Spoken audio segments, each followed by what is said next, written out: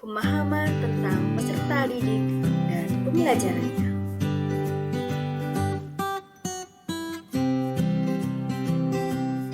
Inilah anggota kami yang terdiri dari Citra Dwi Sasongko, Dia Faras, Vela Ayunitias, Ismi Bakiatus, dan Tina Ulfanuntia. Penjelasan bagaimana teori behavioristik, teori sosial kognitif, dan teori konstruktivisme di dalam kelas. Teori behavioristik adalah teori belajar yang mengedepankan perubahan perilaku siswa sebagai hasil proses pembelajaran. Terjadinya perubahan tingkah laku siswa ini diakibatkan oleh adanya interaksi antara stimulus dan respon. Teori belajar behavioristik atau teori behavioristik ini berorientasi pada perilaku yang lebih baik. Jika siswa tidak menunjukkan perubahan setelah diberikan pelajaran, maka menurut teori ini, siswa tersebut tidak dapat dikatakan telah belajar dengan baik. Yang kedua, teori sosial kognitif. Teori kognitif belajar adalah suatu proses usaha yang melibatkan aktivitas mental yang terjadi dalam diri manusia sebagai akibat dari proses interaksi aktif dengan lingkungannya untuk memperoleh suatu perubahan dalam bentuk pengetahuan, pemahaman, tingkah laku, keterampilan, dan nilai sikap yang bersifat relatif dan berbekas. Yang ketiga, teori konstruktivisme. Menurut Heim, belajar menurut teori konstruktivisme adalah belajar dengan mengkonstruksi sendiri pengertian atau pemahaman mengenai lingkungan sekitarnya. Dengan kata lain, dalam belajar, siswa membangun pengertian dan pengetahuannya sendiri.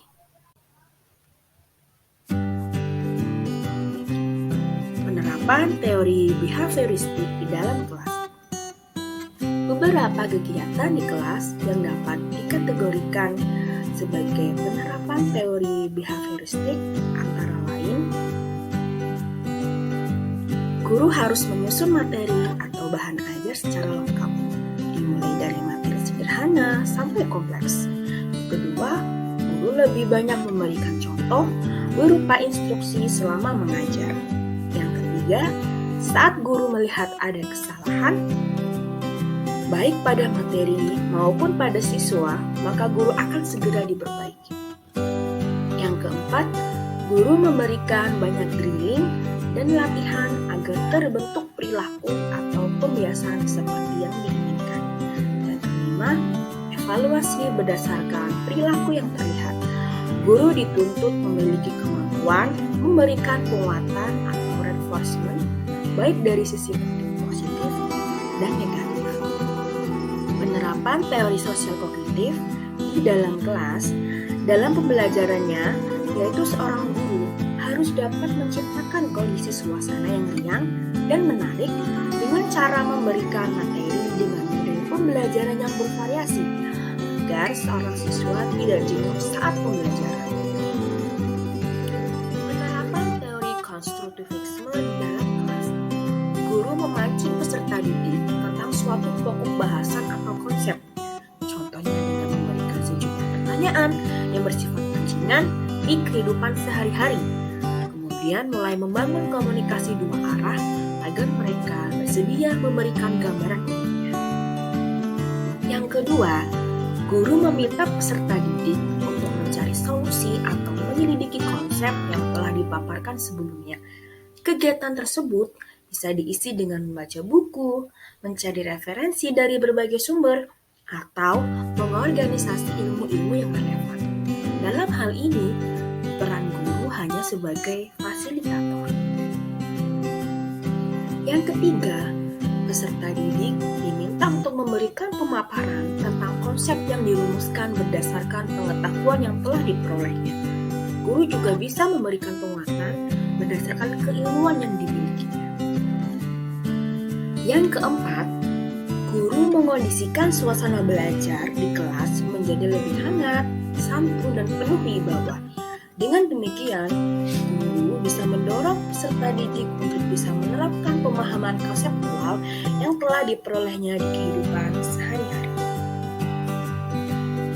Penjelasan model-model pembelajaran apa saja yang terbentuk berdasarkan prinsip konstruktivisme. Dalam kegiatan pembelajaran pada beberapa materi, kelompok kami menggunakan model pembelajaran discovery learning. Menurut Hosnan, discovery learning adalah suatu model untuk mengembangkan cara belajar aktif dengan menemukan sendiri, mendidik sendiri, maka hasil yang diperoleh akan tertanam dalam ingatan peserta didik. Melalui proses ini, peserta didik bisa belajar menganalisa dan mencoba untuk memecahkan sendiri masalah yang dihadapi. Secara prosedural, dalam model pembelajaran tersebut menunjukkan prosedur, urutan, sintaks yang dilakukan agar dapat mencapai tujuan.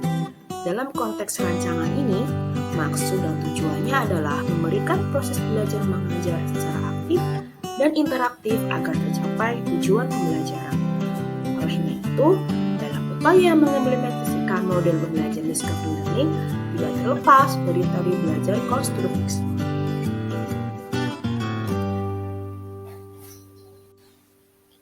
Model pembelajaran yang kedua yaitu self-directed learning. Self-directed learning merupakan proses peningkatan pengetahuan, keahlian, prestasi, dan pengembangan diri individu yang diawali dengan inisiatif sendiri dengan belajar perencanaan belajar sendiri, self-planned, dan dilakukan sendiri self-condition, menyadari kebutuhan belajar, tujuan belajar, membuat strategi belajar, menilai hasil belajar, serta memiliki tanggung jawab sendiri menjadi agen perubahan dalam belajar. Menurut Rusman, self-directed learning atau kemandirian dalam belajar ini perlu diberikan kepada peserta didik supaya mereka mempunyai tanggung jawab dalam mengatur dan mendisiplinkan dirinya serta dapat mengembangkan kemampuan belajar atas kemampuan sendiri. Ciri utama suatu proses pembelajaran mandiri ialah adanya kesempatan yang diberikan kepada peserta didik untuk ikut menentukan tujuan, sumber, dan evaluasi belajarnya. Tugas guru dalam proses belajar mandiri ialah menjadi fasilitator, yaitu menjadi orang yang siap memberikan bantuan kepada peserta didik jika diperlukan. Bentuknya berupa bantuan dalam menentukan tujuan belajar, memilih bahan ajar, dan media belajar, serta memecahkan kesulitan yang tidak dapat dipecahkan peserta didik sendiri.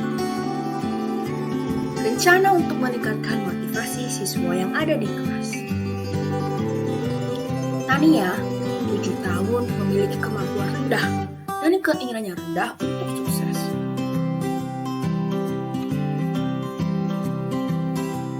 Pendidik harus bekerja sama dengan orang tua Tania untuk mengetahui latar belakang dan karakter Tania.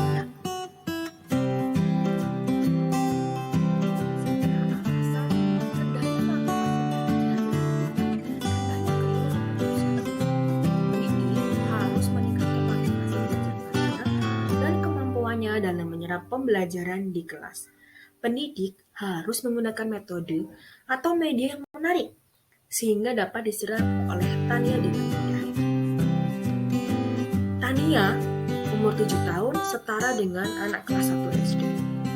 Pada saat pembelajaran di kelas, caranya pendidik harus melakukan ice breaking di awal kegiatan pembelajaran.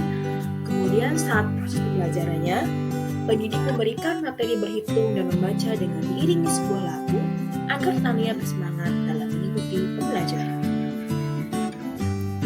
Samuel, 10 tahun, yang bekerja keras untuk menjaga harga dirinya pada tingkat tinggi, tetapi memiliki rasa takut akan gagal yang kuat.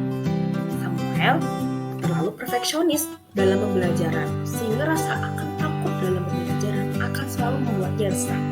Pendidik harus memberikan pemahaman kepada Samuel bahwa menjadi peserta didik tidak selalu harus berhasil dalam menggapai sesuatu, karena ada kalanya menang dan kalah, atau ada kalanya berhasil dan gagal. Jika Samuel tidak berhasil dan gagal, pendidik wajib memberikan apresiasi kepada Samuel akan kerja keras.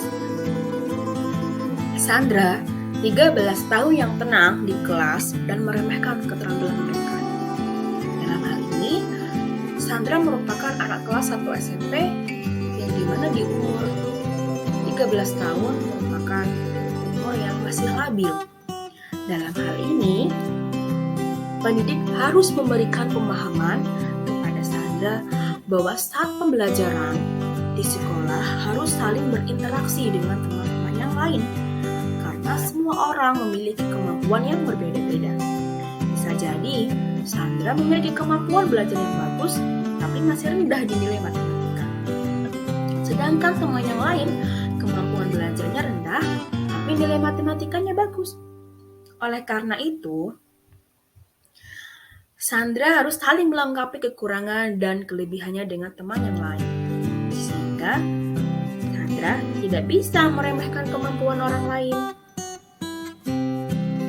Robert, 16 tahun yang menunjukkan sedikit minat di sekolah dan saat ini tinggal bersama dengan ibunya, yang dimana orang tuanya sudah tidak dapat dihubungi. Motivasi yang membangun harus selalu disampaikan pendidik kepada Robert bahwa belajar di sekolah itu merupakan penting untuk masa depan Robert. Pendidik juga harus melakukan pendekatan dengan Robert secara personal. Pendidik juga memposisikan diri sebagai tempat sharing sehingga Robert merasa nyaman dan selalu diperhatikan oleh pendidik. Itulah presentasi dari kelompok kami. Sekian dan terima kasih.